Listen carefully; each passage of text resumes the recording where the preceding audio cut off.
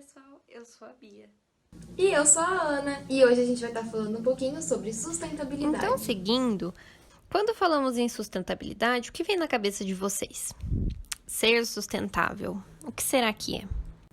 Então, quando a gente fala em sustentabilidade, a gente sabe que é a conservação, a capacidade de sustentação de um processo ou um sistema, né, que engloba ser sustentável, tomar atitudes sustentáveis.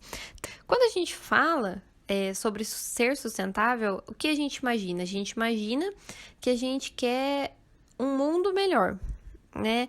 Todo mundo aqui gosta de dormir numa cama quentinha, gosta de ter um chuveiro quentinho para poder tomar banho. Todo mundo aqui gosta de ter alimentos limpinhos na mesa para poder comer, né? Então, tudo isso entra em sustentabilidade. E aí, a gente tem o tripé da sustentabilidade. E a gente tem 3 princípios com esse tripé. Como vocês podem ver no slide, ele funciona como se fosse engrenagens, né? Um precisa do outro para poder estar funcionando, senão ela não roda, senão ela não vai para frente. Então, são eles, o social, o ambiental e o econômico. E aí, quando a gente fala de social, o que eu estou querendo dizer com isso? Eu quero dizer que são as pessoas, as condições de vida que elas têm, a educação, outros aspectos que a gente pode englobar, né? Então, todo mundo que quer ter igualdade na saúde, todo mundo quer poder sair de casa, né? Poder fazer um lazer, todo mundo quer direito na educação. E o ambiental, ele se refere aos recursos naturais que a gente tem, desde os que já foram utilizados e os que a gente ainda tem para ser utilizado, né? Tem até uma pesquisa que fala que 60% dos recursos naturais do nosso planeta já foi usado. Então, se a gente for parar para pensar, desde quando a gente está no mundo, né, a gente pode ver que é bastante, né, considerando a velocidade com que a tecnologia está andando, o desmatamento e tudo mais. E o econômico está relacionado com a produção de bens e consumos e serviços que a gente oferece, né? Então, tudo isso engloba desde a captação de água para energia até algum desenvolvimento sustentável que a empresa possa realizar. Existem 3 tipos de sustentabilidade: a ambiental, a social e a empresarial. A sustentabilidade ambiental compreende a preservação e a manutenção do meio ambiente, ou seja, o uso consciente dos recursos naturais, para que as gerações futuras possam usufruir desses recursos também. É importante notar que, para que a sustentabilidade ambiental seja efetiva, as pessoas devem estar em harmonia com o meio ambiente, para obterem melhoria na qualidade de vida. Isso quer dizer evitar desmatamento, queimada e a poluição, pois esses são resultados de ações de um homem que não pensa nas suas gerações futuras. Já a sustentabilidade social sugere a igualdade dos indivíduos, baseada no bem-estar da população. Ela está ligada a um conjunto de ações de pessoas que visam melhorar a qualidade de vida de uma população maior. Para isso, é necessária a participação da população, com o intuito de fortalecer as propostas de desenvolvimento social. A sustentabilidade empresarial, por sua vez, tem a ver com a postura que uma empresa tem de responsabilidade com os valores ambientais e sociais. Algumas ações são obrigações de toda empresa por lei, como o tratamento dos efluentes e resíduos gerados e controle de emissão de gases poluentes. Porém, atualmente, existem cada vez mais empresas que deixam de fazer somente o que é obrigação. São as chamadas empresas reativas.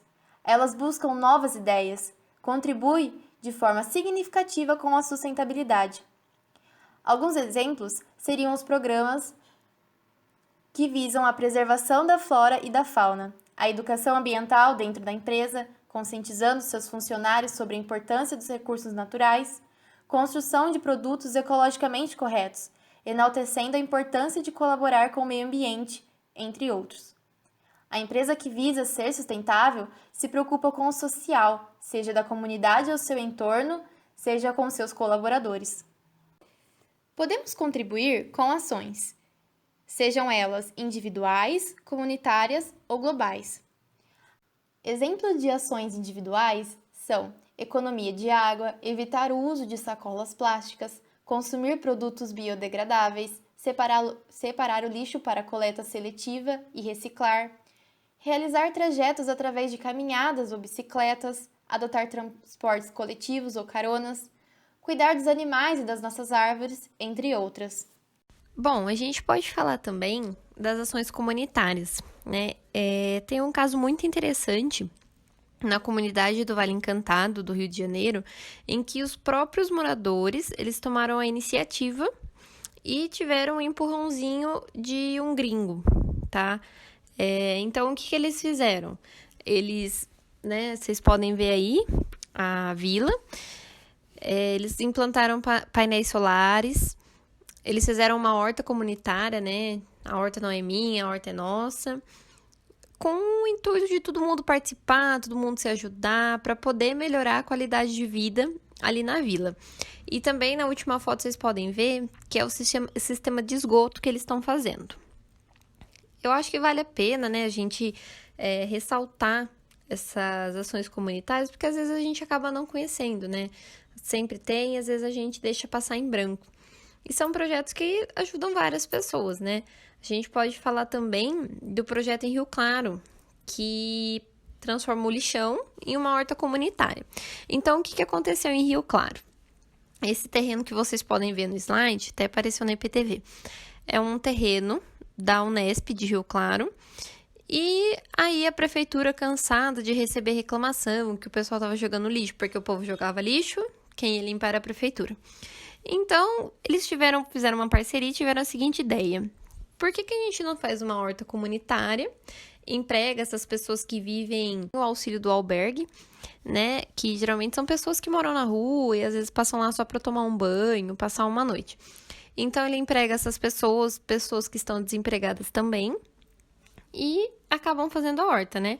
Aí, como vocês podem ver, tem a foto da horta. E aí, o que acontece com todas essas hortaliças, né? Elas vão para as escolas, vão para as pessoas que precisam. E aí também a gente tem, né? A gente sempre ouve aquele ditado, né? Depois da tempestade vem o arco-íris. A gente pode falar sobre o que aconteceu em Mariana, né? A barragem se rompeu, né? Matou várias pessoas ficaram sem casas. E aí o que aconteceu?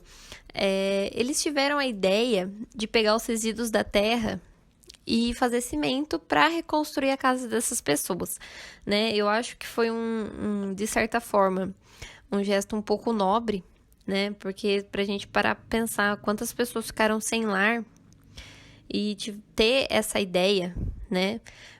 É claro que essa terra ela passou para um processo, ver se não tinha metais pesados que poderiam, né, futuramente influenciar a saúde dessas pessoas.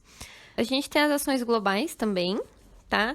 Eu acho que quando a gente se trata de ação global, talvez seja um pouco relativo, um pouco individual as ideias. Por quê? Quando a gente fala de limitação do crescimento populacional, né? A gente tem países em que a bigamia é permitida, as pessoas têm vários filhos, algumas religiões também, né? É bem comum as pessoas terem bastante filhos, outras nem tanto. Então, acho que acaba sendo um pouco relativo, né? Mas eu acho que quando a gente fala de preservação da biodiversidade, dos ecossistemas, eu acho que é um ponto muito importante, né? Porque querendo ou não, a biodiversidade e os ecossistemas fazem parte da vida da gente, né? Tá convivendo com a gente.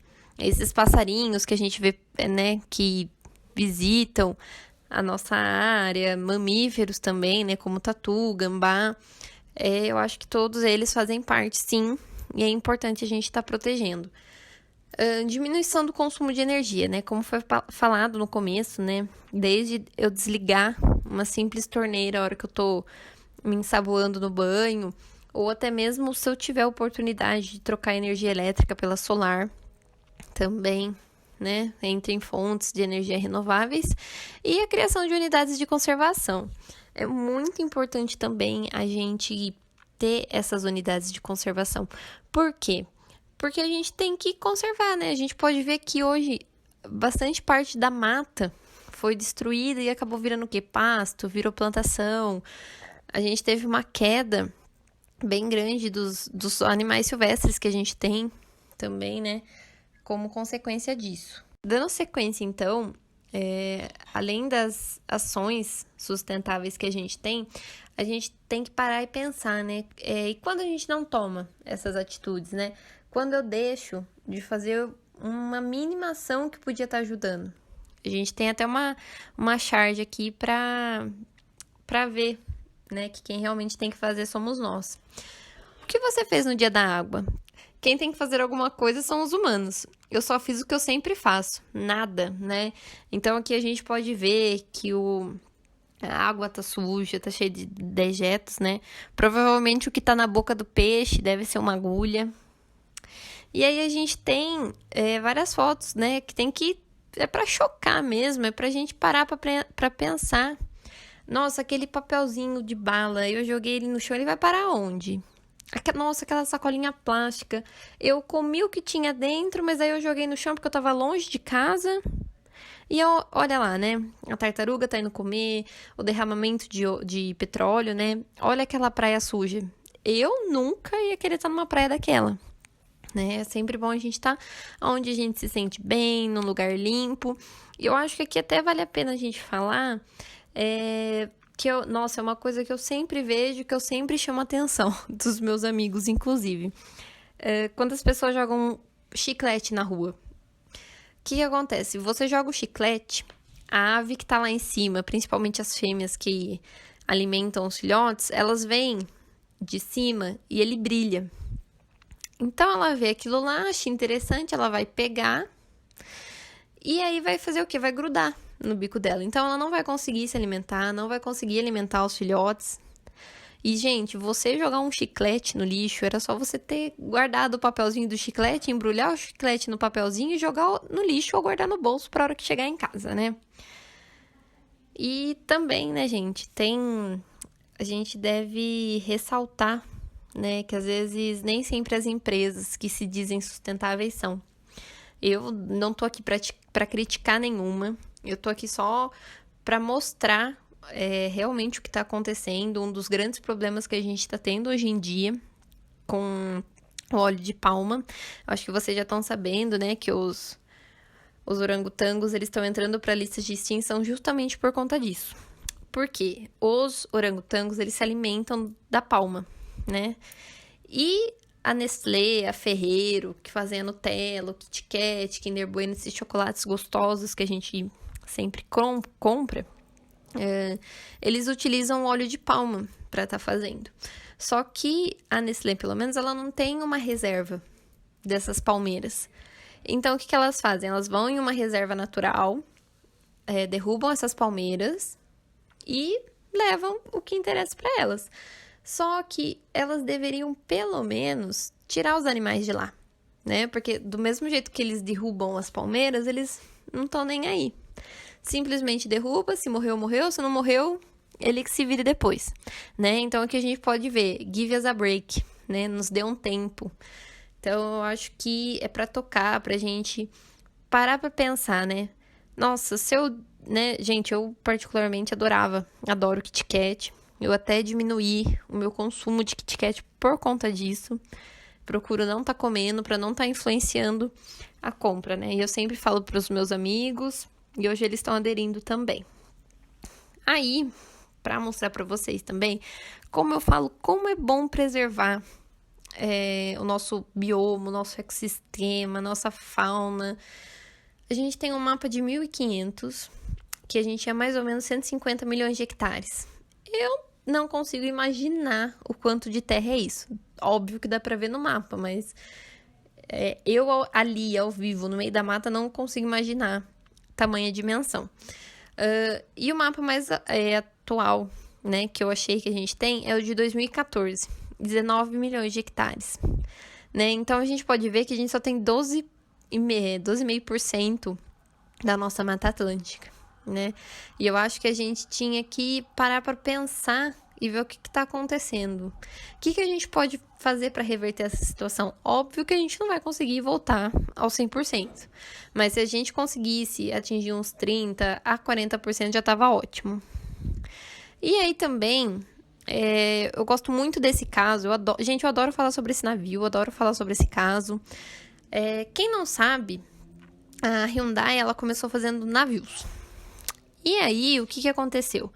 Ela começou fazendo navios e tudo o que sobrava desses navios, eles jogavam no mar. Tanto que várias baleias chegaram na costa do Japão e estavam mortas, com ferros dentro e com o símbolo da Hyundai. E aí, né, eles chegaram, né, o governo chegou para a Hyundai e falou assim, ou você vai parar de fabricar navio, ou você vai se virar com o seu lixo. Porque tá influenciando tudo, né? Acaba influenciando a pesca deles lá, a alimentação, acaba gerando um desequilíbrio. Aí a Hyundai falou, nossa, vamos ter que resolver, né? Aí a Hyundai tomou a grande iniciativa de fazer carros. Então, os carros da Hyundai que a gente tem hoje são os restos de navios que eles fabricavam. E aí nos vem uma pergunta bem atual. Estamos aprendendo algo sobre sustentabilidade com a pandemia do Covid-19?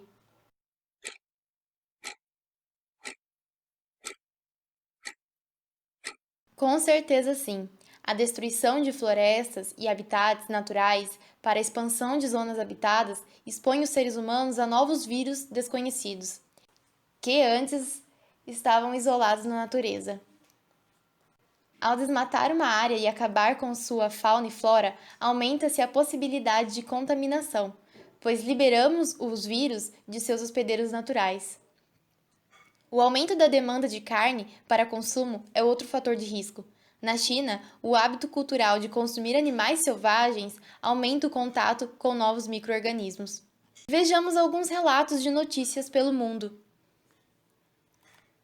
Com a diminuição no número de voos de carros nas ruas e a paralisação e redução nas atividades das indústrias, a demanda de petróleo e carvão tem sido menor.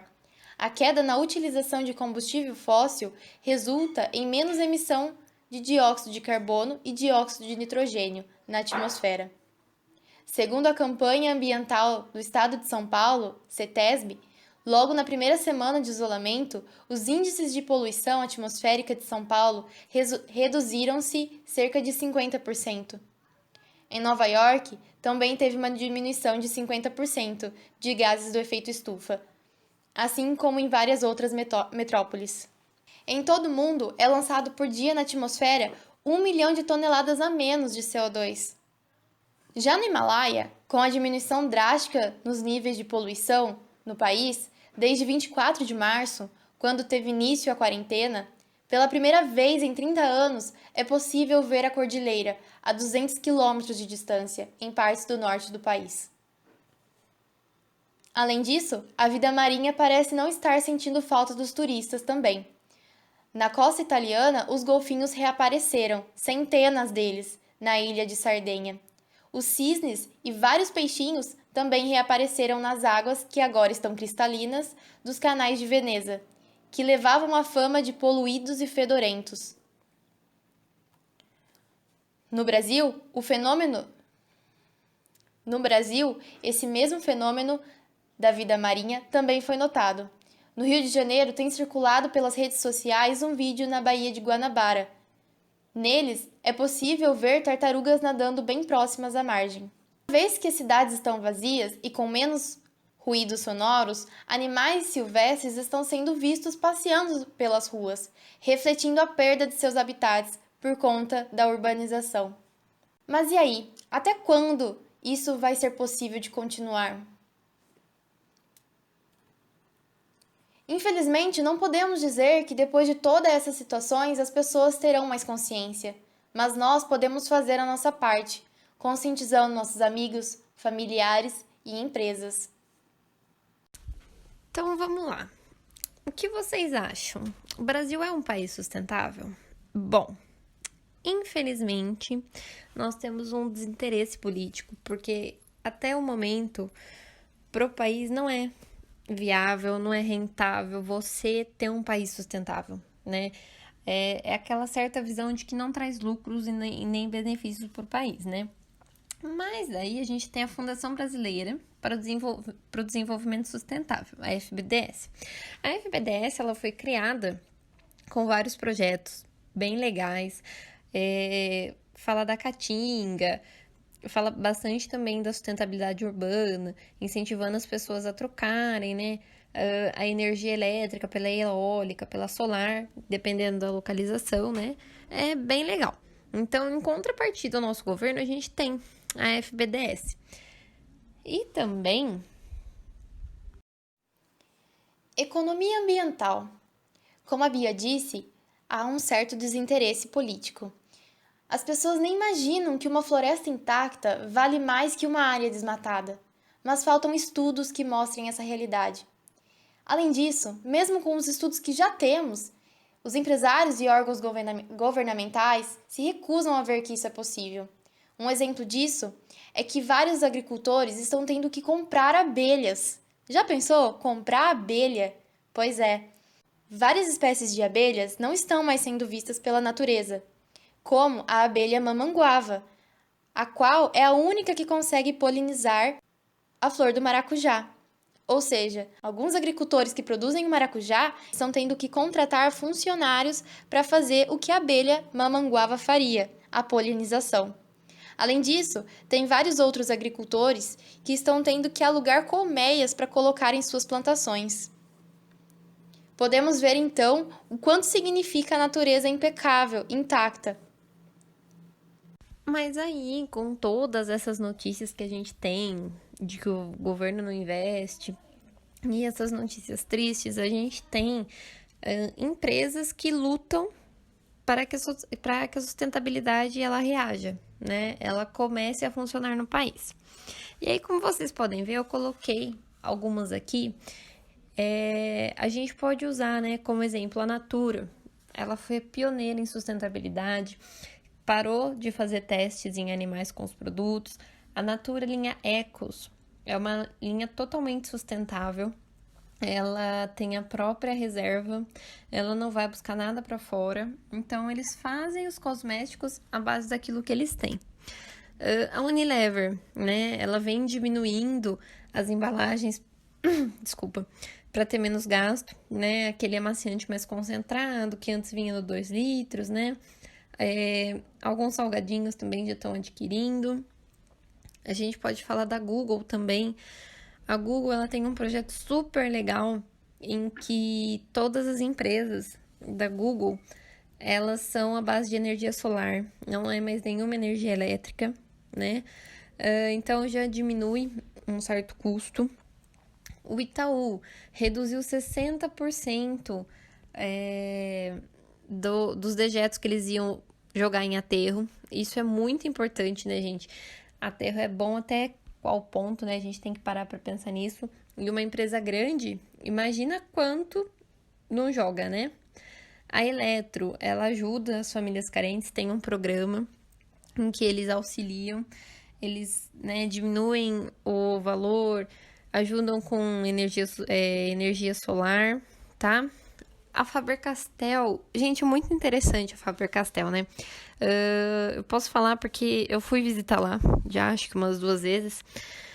E a madeira que eles usam é totalmente deles também. Eles não vão para fora buscar para poder fazer os lápis. E tem mais. Toda vez que sai um lápis com defeito da máquina, eles não jogam esse lápis fora.